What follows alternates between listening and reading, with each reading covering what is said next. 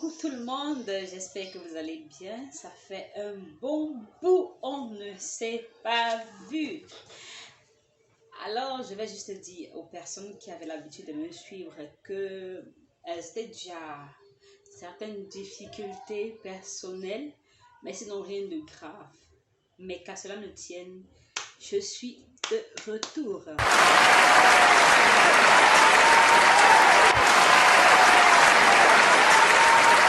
Pour ceux qui me suivaient, pour ceux qui me connaissent, je suis au Cameroun et plus particulièrement à Douala. Donc, j'ai déménagé il n'y a pas longtemps et j'ai installé un nouveau compteur chez moi. Ça fait déjà plus de 2 mois. J'ai jamais reçu de facture. Et donc, les agents Eneo sont arrivés à la maison pour partager les quittances, les reçus de paiement. Je n'avais pas le mien. Et le même agent m'a conseillé de me rendre à la Sonel pour me faire imprimer une facture d'électricité. Voilà. Ce que j'ai fait sans tarder.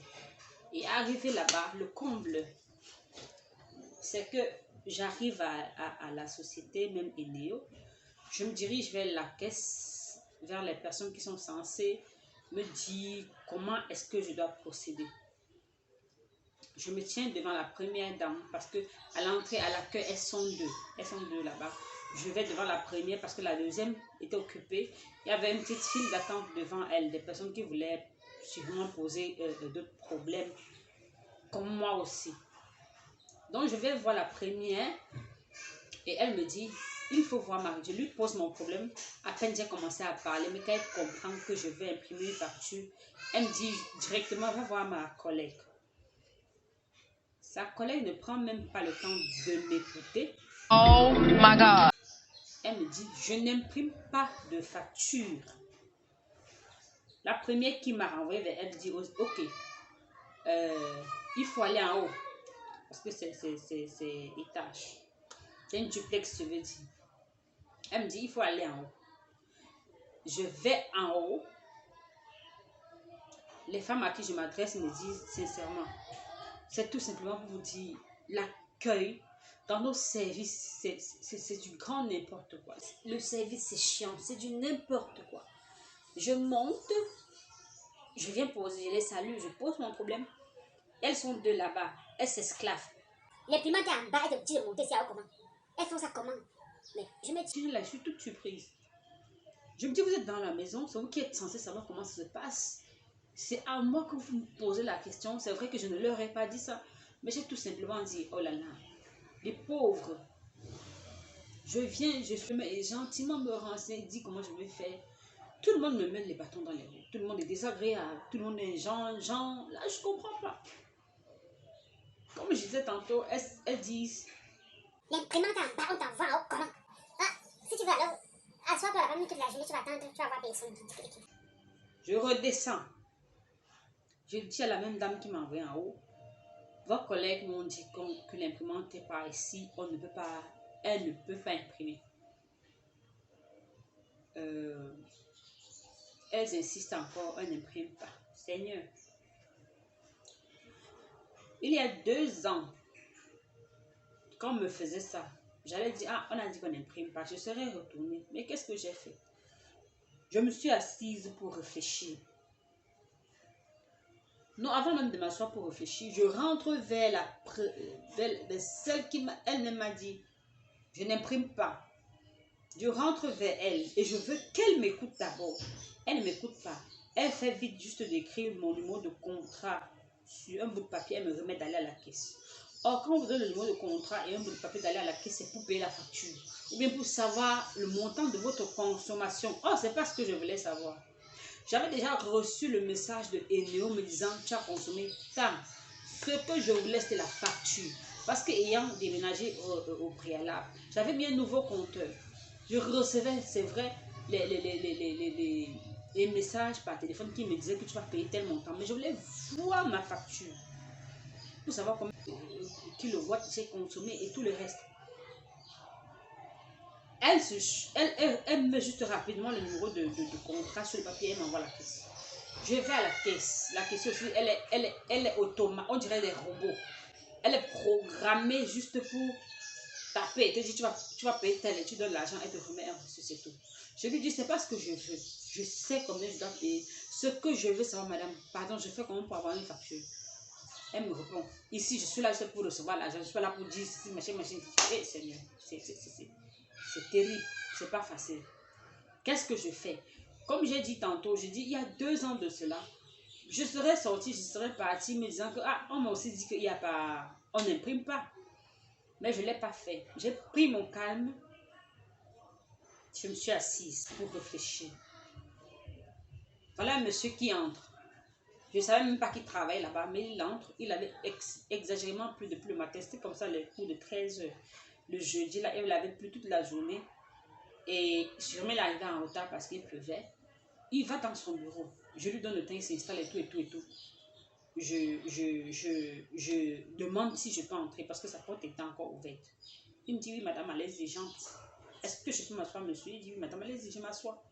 Et je lui pose le problème. Lui aussi, on n'écoute pas quelqu'un, lui, on ne pose pas de questions. Il se met plus tard maculé. Il dit, madame, c'est des personnes, c'est des dames qui sont dehors là, qui sont chargées de faire. Il dit, monsieur, j'étais déjà là-bas. Elles m'ont dit, on n'imprime pas de facture. C'est tout ce qu'elles m'ont dit. Ce que je veux savoir maintenant, pourquoi est-ce qu'on n'imprime pas de facture? Et il me répond. Elles ne vous ont pas dit pourquoi. Vous pensez que c'est moi qui vais vous dire pourquoi on ne le fait pas. J'ai dit, monsieur, vous êtes de la maison pour avoir des informations que je n'ai pas. Il me dit, lui, il ne sait pas. Et il se met à nous moraliser, on dirait. Il me dit, voilà,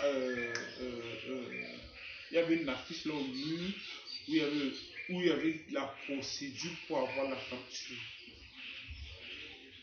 Je lui dis que c'est un nouveau confrère. Je n'ai même jamais reçu une facture parce qu'il me disait qu'il faut lire sur votre ancienne facture. C'est même ça la difficulté. Je n'ai jamais reçu de facture pour dire qu'il va lire quoi que ce soit dessus. Parce qu'il me traitait déjà de tous les noms. Vous n'aimez pas lire, il y a toute la procédure, ça, il y a ci, il y a ça. On n'imprime plus les factures. C'est comme ça. Il dit, monsieur, je n'ai jamais reçu de facture. C'est un nouveau compteur. C'est là qu'il dit, aïe, un nouveau compteur. Je vous assure, c'est là qu'il se ravise. Et il se lève, il perd tout le chose. Il me dit, est-ce que vous avez demandé à telle dame? Oui, c'est à elle que j'ai demandé. Qu'est-ce qu'elle vous a dit? Elle n'imprime pas. Il s'est levé, il allait voir la dame. Elle a commencé à vociférer les excuses, ça par les choses bidons de tous les jours. Je vous assure, ce monsieur a pris mon problème comme le sien. Il a dit, non madame, quand vous sortez de chez vous pour venir travailler, il faut laisser les humeurs, je ne fais pas ci parce que elle a fait ça. Non, elle veut sa facture, madame. Je vous assure, j'étais contente. Parce que pour une fois, quelqu'un se lève de chez elle carrément, elle s'assoit dans une entreprise. Au lieu de servir les gens, elle travaille comme un robot. Non seulement elle ne m'écoute pas, mais elle fait ce qu'elle veut. Est-ce qu'on pense réellement que si on n'écoute pas d'abord le problème que l'autre pose, on pourrait donner une ébauche de solution? Je ne pense pas. Parce que si elle m'avait donné le temps de poser le problème, je suis sûre que là, elle aurait su que c'était un nouveau compteur et donc je n'avais jamais eu de facture. C'était ça le problème. Mais elle croyait que peut-être que je n'ai pas eu la facture de ce mois-là. Oh, je n'avais jamais reçu de facture depuis que j'avais posé mon compteur. C'est à ça qu'on s'est retrouvés. Elle est allée, elle est même rentrée après le monsieur, ça parce que elle allait confronter le monsieur. Elle a dit non, carrément, je ne suis pas d'accord. C'était devant moi, j'étais tellement fière, j'étais à l'aise. À un moment donné, il faut faire ça. Et j'aimerais m'adresser à quelqu'un qui m'écoute aujourd'hui. Quand tu es dans tes droits, personne, de par son humeur, de son attitude, de qui il est, sa façon, ne doit t'intimider en fait. T'imagines si je m'étais laissé intimider et j'étais partie et qu'il y a eu un éventuel problème les jours qui suivaient, comment est-ce que j'aurais réagi? C'est de l'abus quand même. À un moment donné, c'est dérangeant. On dit qu'il n'y a pas de travail. Ceux même qui ont le travail là, ils font comment? On ne connaît pas. Le mec fait le travail, c'est comme si, c'est pas moi, on l'avait forcé, on l'avait tourmenté, on l'avait vraiment. Pour qu'elle sorte de chez elle, tu es là pour un travail. Quelle que soit la personne, quel que soit ce qu'il veut faire en principe d'un service, tu dois l'écouter et la rediriger vers la personne peut-être qui est censée faire ça. Est-ce Est-ce que je me trompe, les amis? C'est pas ça. Mais c'est curieux quand même. On parle de l'évolution, de pauvreté, de ceci, là, tout doit changer. Mais nous, à notre niveau, qu'est-ce qu'on fait? Qu'est-ce qu'on fait? On ne fait rien. On ne fait rien pour changer cela. Alors, les amis, c'est tout ce que je voulais changer avec vous aujourd'hui. Très, très bonne journée ou soirée. Partagez, abonnez-vous et à la prochaine.